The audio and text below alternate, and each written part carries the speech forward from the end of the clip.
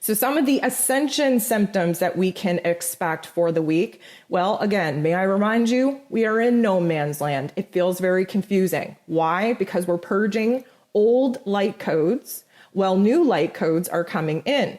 We do have the 4/4 portal, which I didn't talk about a whole lot because I find that in the spiritual community, they want to dive on anything that they can make important. Do I think that there is a little bit of magic when we have, aligning numbers and numerological aspects? Sure, of course.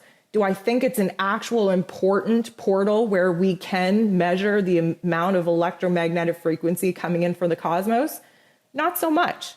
I feel like the last quarter moon is much more powerful than what the 4/4 would actually do for us. But nonetheless, the 4/4 portal, if you want to, dive into it and believe in it, is going to trigger the foundation. The number 4 does show us the cornerstones of the foundations in which we have built and the ones that we need to be building. But of course, the last quarter moon on the 4/4 portal is more of a crisis point to realize the foundation that is no longer serving us. So I would say to go ahead and just align with the energies of the last quarter moon in Capricorn, which will have a lot of ascension symptoms affecting our knees, affecting our legs, our bones. You might feel a dampness, a coldness in your joints. That is very much that Capricorn energy.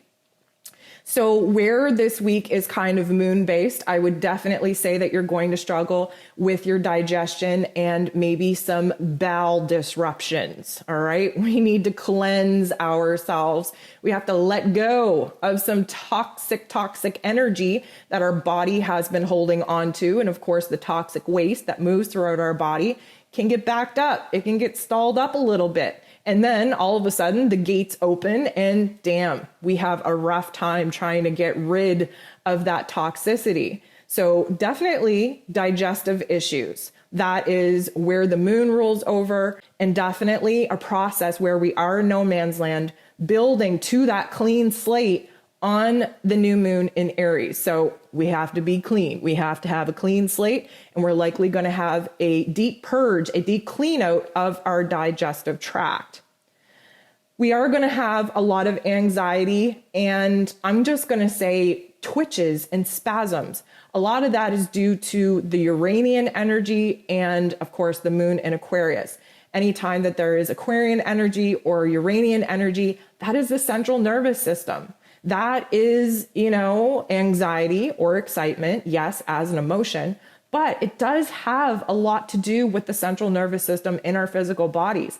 The light codes that are coming in that are trying to replace the old timelines, the old light codes that we are purging, it needs space. And in order for the space to be created, there are spasms, there are twitchings that take place in our physical body to get things moving, to get our circulation moving, our digestion moving, to get our nerves waking up to new energies that need to be integrated.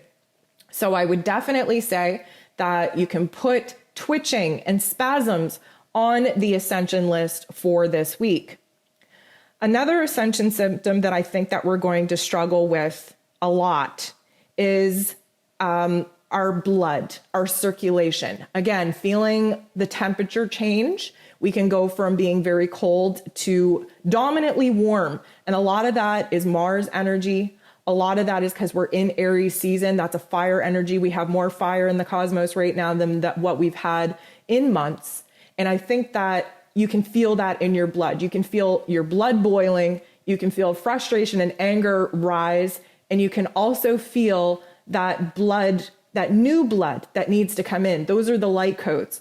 Our blood transfers the light codes that we're downloading from the cosmos through our body, circulating to all different parts of our body. And that's why I feel that the temperature fluctuations, especially being dominantly warm, dominantly hot, is definitely going to be a major factor this week. Lastly, I kind of feel that, our mental planes, our headaches, I hate to even call it a headache because it's not something that is going to go away with an Advil or a Tylenol. It is a pressure inside of our heads, inside of our jaws. We might be clenching our teeth. Our jaws might be clicking. We might be chewing our food and then all of a sudden feel like our jaw just doesn't know how to do its job anymore. The pressure in our head, behind our eyes, in our cheekbones, that is very much the fact that we have a lot of fire, of course, but Mercury, more importantly, shifting into a fire sign, into Aries. It's a lot of pressure in our heads. A lot of thoughts being processed, a lot of information being processed, a lot of decisions that are being made very quickly.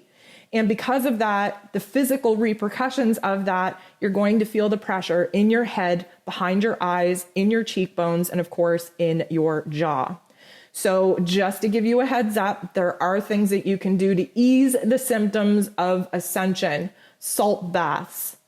Having a salt bath, as easy as it sounds, most people do not take the time to have a salt bath. Not only is that a cleansing ritual, but it grounds you, it earths you, it helps to calm the electromagnetic frequencies, the light codes that are coming in, and of course, calm the physical symptoms that you are feeling because of the influx of energy. Cold cloth on the back of your neck whenever you're experiencing these bouts in temperature, this pressure in your head will help ground the physical body, will help kind of keep you in the present moment and try to cool the heat, the pressure that's taking place at the base of your spine, at the base of your head. So I would definitely recommend to do that. And having little bits of dark chocolate around not only is a very tasty thing to do, but chocolate will ground you as well. So there are things that you can do to minimize the physical repercussions of Ascension symptoms, but mostly you just want to recognize that these physical symptoms that don't feel good are a huge indicator and are a huge sign that you're changing, that you're leveling up, that you're moving forward in life, that you are aligned with the cosmos, you are protected by higher source, and that this is just the physical manifestation of all the energetic work that your higher self is doing. So as unpleasant as it can be some of the time, I just kind of recommend that you stay in the moment, you turn your attitude for the gratefulness, the gratitude that you have to be a human avatar here at this particular point in life, in Earth's ascension, and that you get these physical markers that you are on the right track, that you are aligned with the universe, and that you are exactly where it is that you need to be. So I want to thank you once again for tuning into your energy forecast for the week. I do really want to encourage you to take advantage of some of the content that I put out there. Yes, there's lots of free content, but I actually just released the monthly forecast for all the different zodiacs. It's 1111, which is a beautiful number. It's affordable for most people and has 20 minutes of such valuable information that you should know about as you move throughout the month. So it's a great way to help yourself, and it's a great way to help me as well. I want to thank you for all your love, for all your support. I wish you nothing but the best for the week to come, and I'll be back next week with all of the news that you need to know moving into the last week of Aries season before the universe pumps the brakes and moves into Taurus. I hope you have a beautiful week, and we'll talk to you soon.